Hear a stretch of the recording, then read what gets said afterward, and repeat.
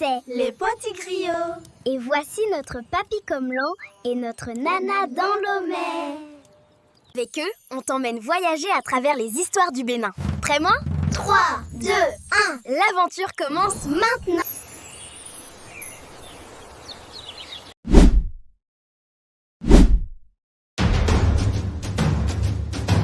Papy, qui a vraiment créé le royaume du Dahomey? Mes enfants, je vais vous parler du plus grand bâtisseur de notre histoire, le roi Wegbaja. Connaissez-vous le plus grand des rois de Dahomey?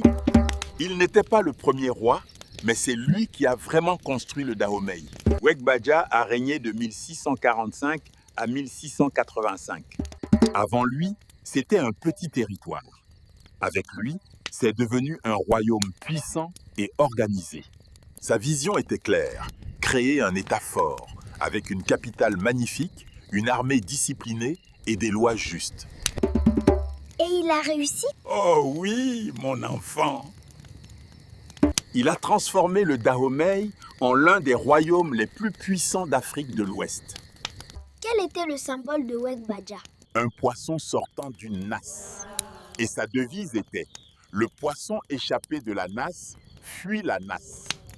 Ça veut dire quoi? Plusieurs choses, ma perle. D'abord, l'intelligence. Le poisson est rusé. Ensuite, la liberté.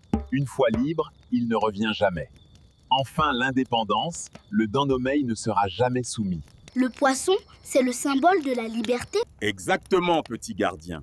Wegbaja avait échappé au conflit d'Alada, comme un poisson d'une nasse. Il a bâti son royaume libre et puissant.